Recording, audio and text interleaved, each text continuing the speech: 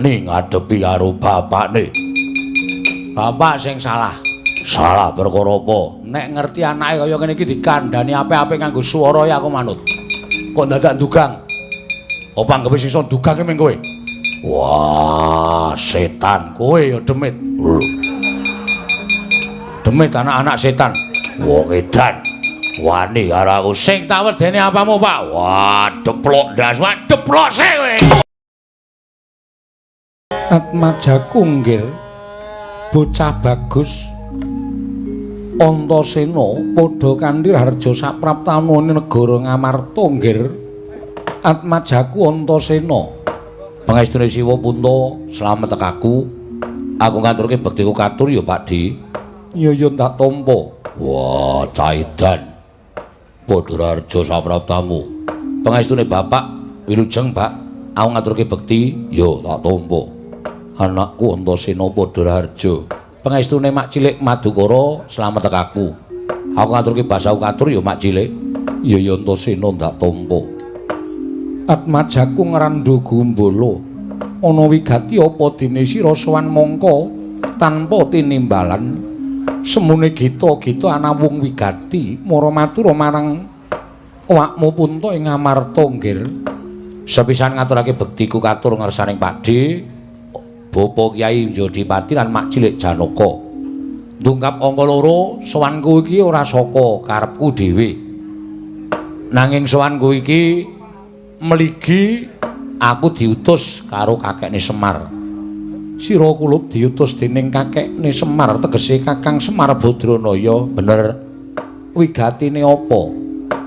Kakekne Semar kuwi bingung. Kakekne Semar kuwi nalika semana bingung merga nampa dawuhing dewa yen to Karang Kadempel kuwi dina samengko ketaman Pegebluk. Karang Kadempel ketaman Pegebluk ya. Apa sira Antasena wis nyatake dhewe? Aku wis tekan kono, Pakdi.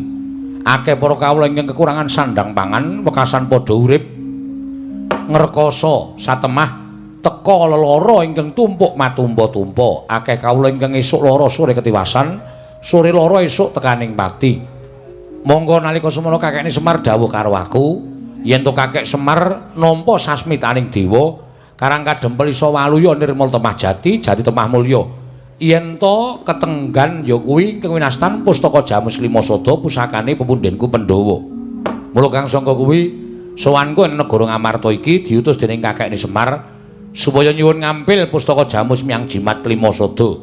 Malah ngendikane kakekne Semar pasrah bongkokan karo Antasena. Gandeng Antasena dianggep wong sing wani sarta sembada matur marang pepundhen Pandhawa. Welinge kakekne Semar nek nganti Pandhawa ora maringake pustaka Jamus Limasada, aku dililani ngamuk ning negara Ngamarta. Merga kakekne Semar kuwatir yen ora iso gawe sirep pagebluk sing tumanduk ning Karang Kadempel ndak disengguh kakekne Semar ki dadi pengarep sing ora iso ngayomi mring sagung kawula sak Karang Kadempel Pakdi. Ong Permara ramangos wamyong ngambrang Ong kati karunaning kasose yen aneng marga malalat tumiring sang kandha wastrat maja long-long lalu mangulati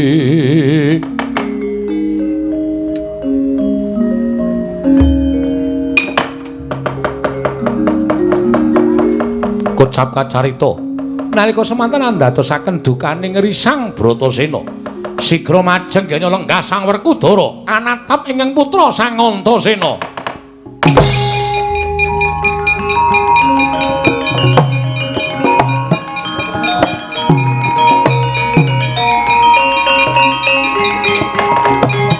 bumi kuncing langit kelap-kelap katon lir kincang ing risang mawe kandrung sabaran katulu wukir moyak mayik saking dias baliur. Wah, caidan. Kenapa perkara kepengin jaluk pustaka Jamus Limasada nyilih pusaka? kok dadak tembungmu sajake wani ngiyas karo wong gerang. Antasena, kowe iki anake Werkudara.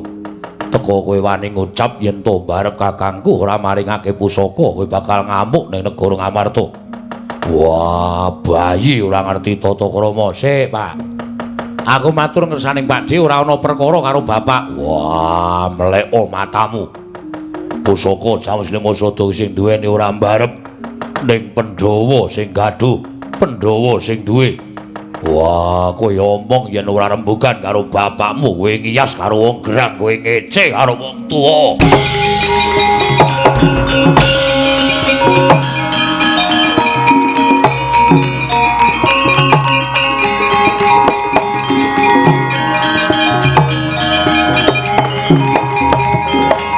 Kadanging pun Kakang Yayi Werkudara teka landhep dengkul paningaling Syadi. Antasena matur kaya mengkono mau mesti wae ana pawadan. Apa ta sababe dene Kakang Semar wani nyuwun ngampil pustaka Jamus Myang Jimat Limasada.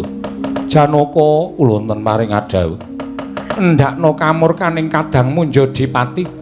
Matura marang Werkudara yen to pun Kakang pribadi ingkang bakal ngasta pustaka tak aturake marang Kakang Semar Badranaya.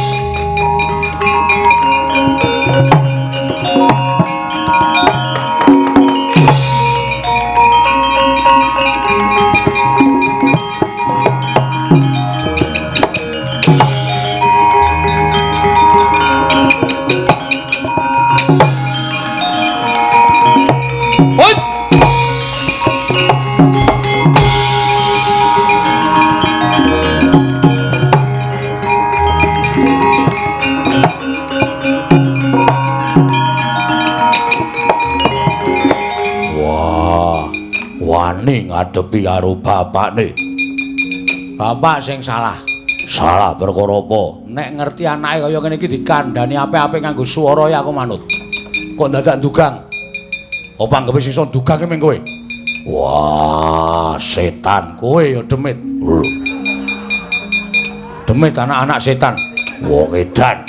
Wani karo aku sing tak wedeni apamu, Pak? Wah, deplok ndas, wah deplok sik kowe.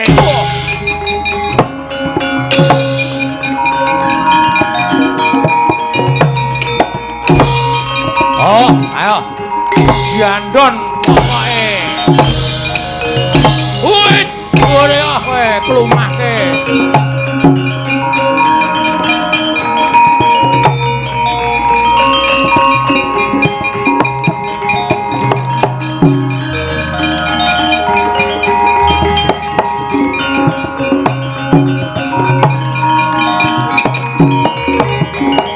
Jlamro. Ngopo ngadang-adangi karo kakangmu? Kakang Mas, wonten dawuhipun Kaka Prabu Punta. Bilih Kaka Prabu piyambak ingkang badhe ngaturaken pustaka Jamus Limasada dhateng Karang Kadempel. Kula aturi nyiram mawitir taning kesabaran. Sampun ngantos nuruti dhateng harganing kanepson ingkang mubal babal. Wekasan Kakang Mas gendak sikara dhateng Kang Putra. Menapa mboten lingsem dipun pirsani para kawula sak negari Ngamarta.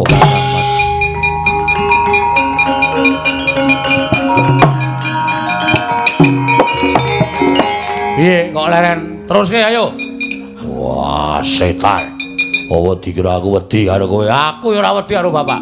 Aku mbelani bapak kakene Semar. Bapak sing marahi aku nembung apik-apik karo Siwa Punta kok bapak ndugang karo aku. Mergo cangkem elek. Ora perkara cangkem lelek ning nek dikandani aku iki manut rasa dadak aku ditendangi. Ngandani anakku ora nganggo kasar. Wah, minggiro Janaka tak tendangane. Ayo ngejak pirang dina tak rampungi legane kantiku.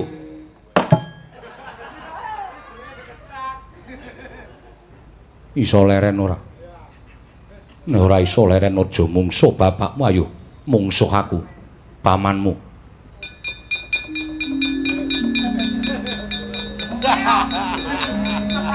Iya iki kok mandek. Gayeng e. Syukur malah melu-melu senengane. Wah ngampleng pas mata e.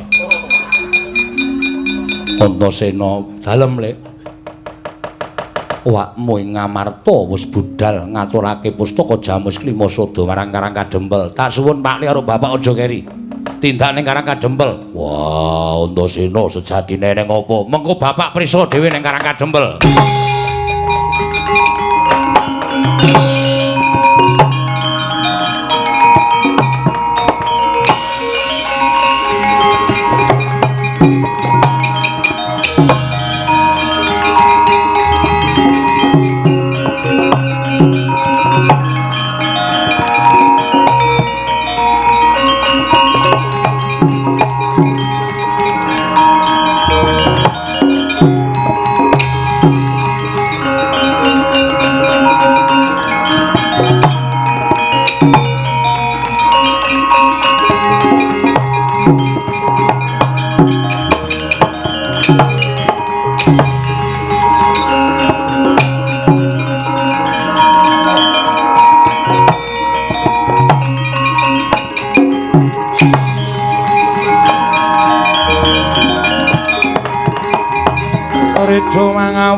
Wor-worahan tengaraning ajurit gong maguru gongso tetekaya butulawar pandriting turangga esti petuka wonten timbalanmu Raharja sowanmu pangestripun Wa Prabu Wilujeng Petro wonten dawuh totok gundulmu wonten dawuh sinuwun Raharja sak sowanmu nggih pangestunipun sinuwun Ndarawati Wilujeng eneng apa Gatotkaca wale-wale menapa nganti dhateng Punakawan Petruk kinarya saksi tama badhe atur kula ingkang kula unjukaken kersanipun Kanjeng Wing Ndarawati bab sing kepiye Karang Kadempel Ketaman Melaing Jawata lho Karang Kadempel Ketaman Melaing Jawata kasinggihan mekaten apa sing dumadi kathah sesakit kawula enjing sakit sonten tiwas sonten sakit enjing kapraloya wa dawuhipun Kyai Semar Karang Kadempel kedah tinenggan senjata cakra kaliyan Sekar Cangkok Wijaya Mulya lho senjata cakra karo Sekar Cangkok Wijaya Mulya kasinggihan mekaten tatkala narpa Kresna tan tulusa hanyakra ring mring Sang Resi Jahnawi Suta Gatotkaca wonten timbalan upama awakmu ing Ndarawati ora maringake piye sampun kawaringan Purbawasisa kaliyan Kyai Semar kula kedah meksa dhateng Paduka Prabu lho meksa piye kula kedah jiat dhateng Paduka Prabu kula suwun Kanirudha paripeksa. Lho, tegese kowe wani karo Wakming Ndarawani? Ora wani sebab apa?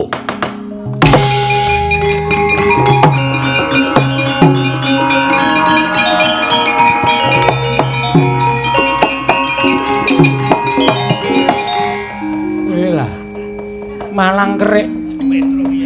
Wis tak tekati yen ora entuk trima mati ning Ndarawati tinimbang bali ning Karang Kadempel didukani karo Siwana Yantaka. Ya, kae sing mburi kene tak buandem watu sirahe mudar. Aku iki romansaku arep ngopo-ngopo kok salah to. Apa melu ngadeg melu malang krike kok kleru. Lho kleru wong derajatmu ki batur kok malang klik. Setyaki? Wonten nggih. Ngono kok omong ro Setyaki lho. Wong kula niki mung batur kok mungsuhe Senopati ora. Ora entuk tetep kula suwun wani karo aku sing tawedene apamu kowe lah dalah mati dening aku kena senjata cakra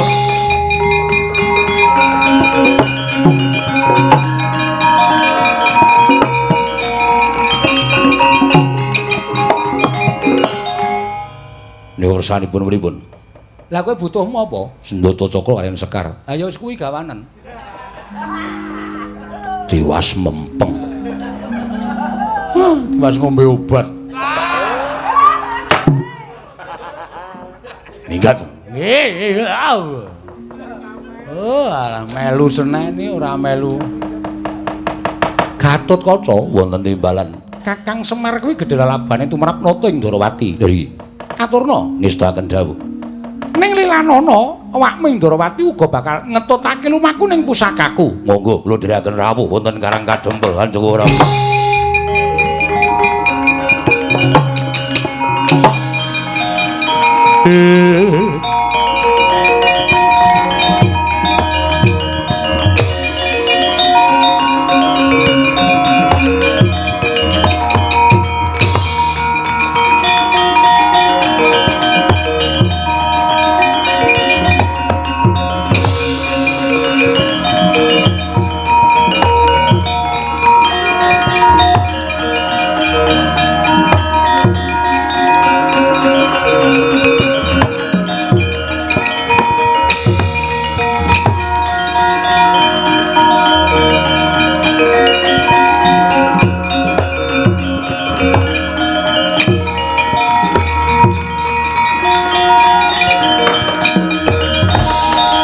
Asma bang mangaruna katinetraning nganggo rapuh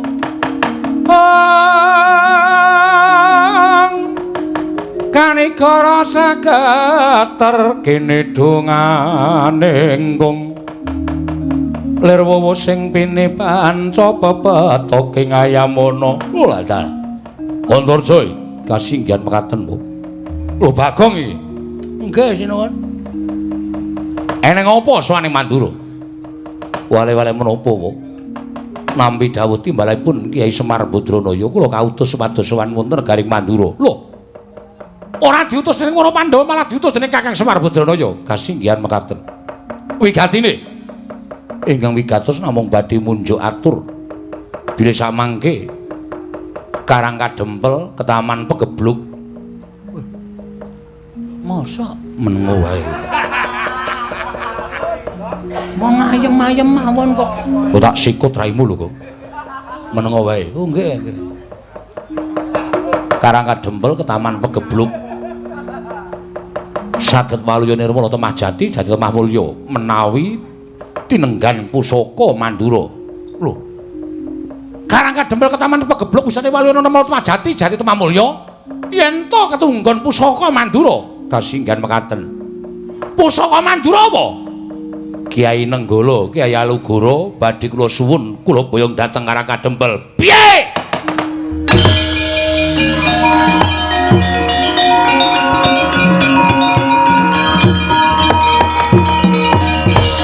Anus maning jajalan sukertane baune iblis lanat. Wah, dalah ing atase Semar Badranaya derajate kanceplik. Wong loro saudan telu saurupan wani nyuwun ngambil pustaka wujude Nenggala kalawan Kiai Alugara. Lah ing atase ming sak derajat padukuan bae ke Taman Pegebluk kok tumbale dadak nganggo pusaka negara Mandura ki anggepe piye? Apa rumangsamu sak penamu dhewe kowe nyuwun ngambil Nenggala karo Alugara?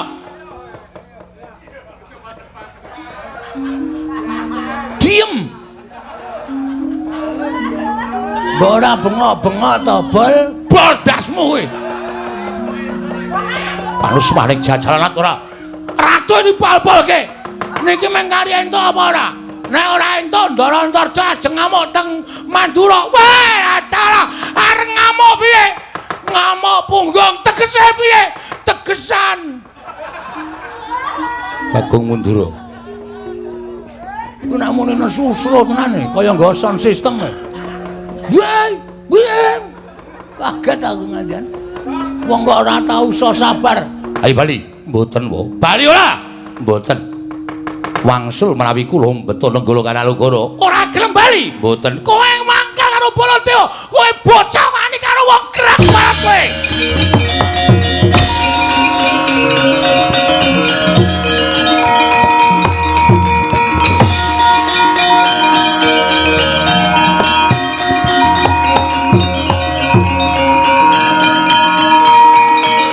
ayo bali ra aja mboyong Nenggala karo Alugara mboten wong ora belek ayo kandhano bapakmu rawuh aku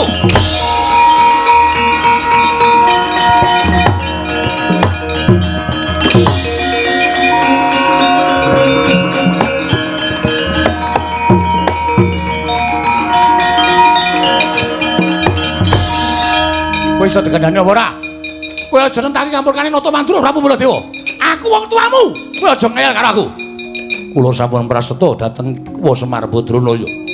Menawi kula mboten saged mboyong nenggala lan alugara, plalah kula tekaning pati wonten mriki kula enthengaken wa. Wah, iblis larat. Kowe malah netangi kamurkane Nata Mandura Prabu Baladewa. Kowe kepengin jajan nesune Nata Mandura. Koko Prabu kula aturi sabar.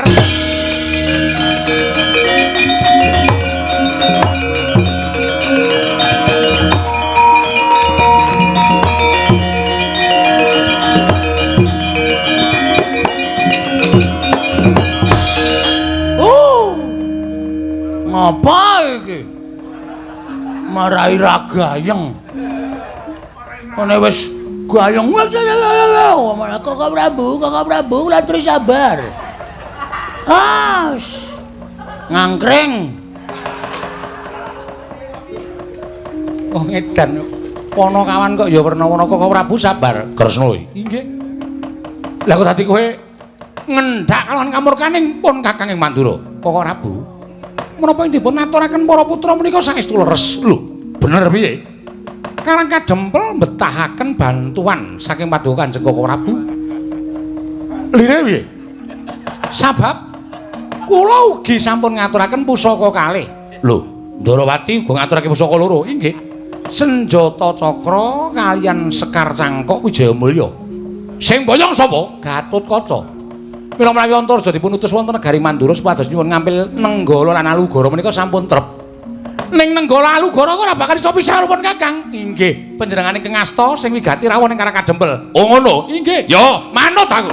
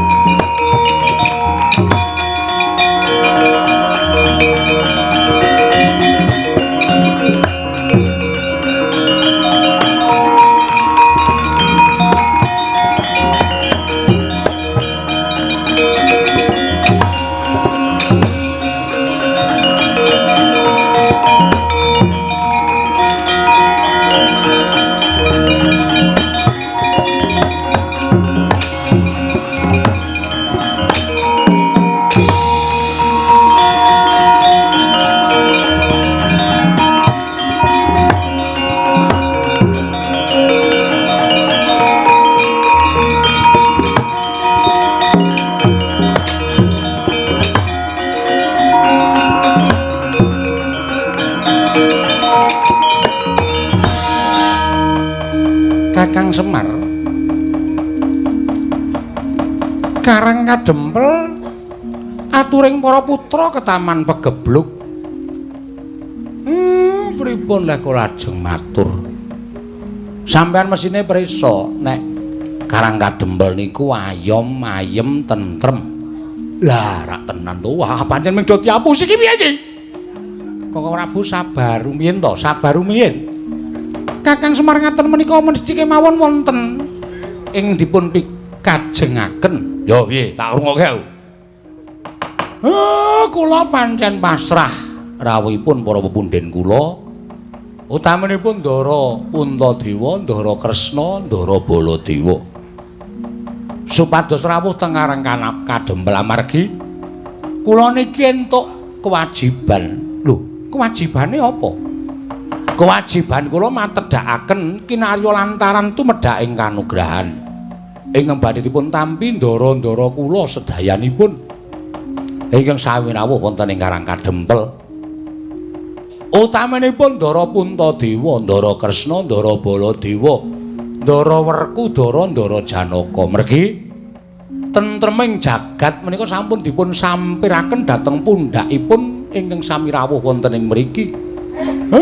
Ndara Puntadewa nika pambayuning Pandhawa benjang kedah mangrurah satru murka ingkang pengawak sata Kurawa wonten ing perang Bratayuda. Menawi Kurawa sirna jagat menika badhe ambabar donya anyar ing kebak katentreman. Sinuwun Kresna menika pujangganipun para Pandhawa anggenipun badhe nuntun lampahing perang Bratayuda. Tanpa nata Ndarawati katentreman boten badhe kababar wonten ing donya langkung-langkung sampeyan iku titising Sang Hyang Bathara Wisnu dewa sing tukang andum kabagyan ya katentreman. Kosek lah banjur gandeng ceneng kalian Koko Prabu Mandura. Kula mboten wani narbuka ndhisiki karo kodrate sing kuwasa.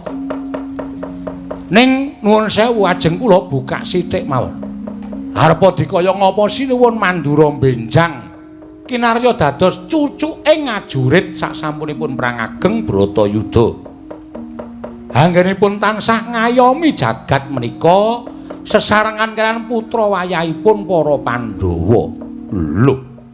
Kresna iki karepe piye Koko Prabu? Sampun. Mangke Koko Prabu badhe pirsa piyambak lelampanipun.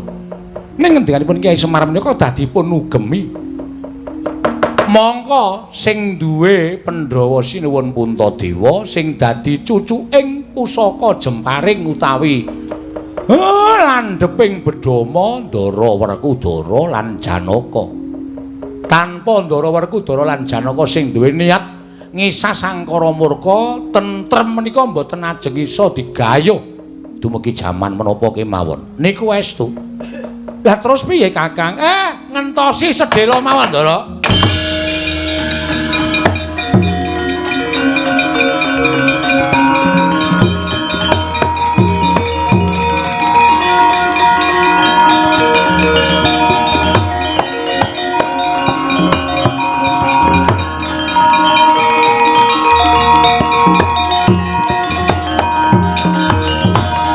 Pandhita kang kinarya wangsit pindha kombang angajaping tawang susuh angin ngendi nggone pukulun sangasih prana Semar ulun mung bakal ngaturake panuwun ingkang tanpa pepindhan jumbuh kelawan sasmita ulun ingkang wis ulun dawuhake kelawan jeneng kita wis bisa nglakoni nglumpukake para-para ingkang bakal ambabar katentreman jroning jagat. Ya kuwi kita Puntadewa Kresna Baladewa Werkudara padene Janaka pangareping para luhur ingkang bakal mbabar katentreman ning jagat raya. Mula seksenana dina iki bakal ulun patedhakake ya kuwi ingkang winastan wahyu katentreman bisa kinarya kekuatan lahir batining para-para ingkang wis kajibah mbabar tentreming jagat sawigo iki Semar.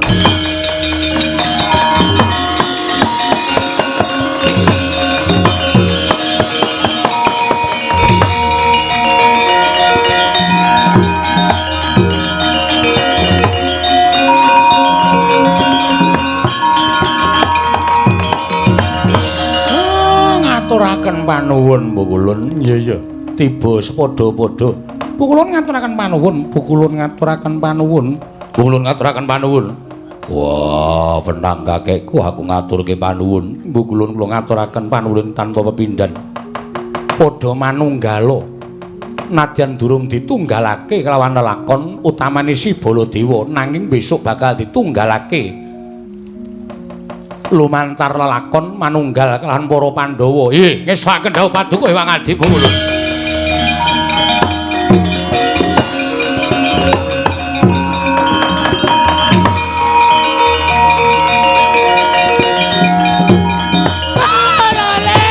Mati aku Petro.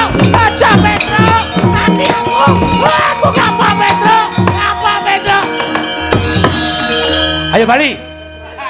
Kurawane jak bali. Oh iya Petro, iya Petro, aku njaluk ngapura Petro. Bali kono, ora ngasto wong kaya iki lagi do rapat kok ora dikacu. Oh iya Petro. Ayo, sengkune arep apa kuwi? Iya Petro. Kurawa anggere do rapat ditenono. Mbangane diajar Ndara Werkudara lu wong tak ajar. Oh iya. Ayo bali wae. Ayo dite. Ora ndedek. Ayo mulai kono, mulai. Karto Marmar ngopo? Iya Petro. Ayo bali kabeh, bali kura bali ora bali awas e.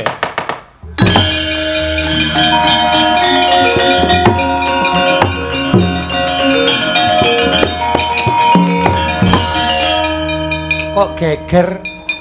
blek-blek ditutuki apa, Petro?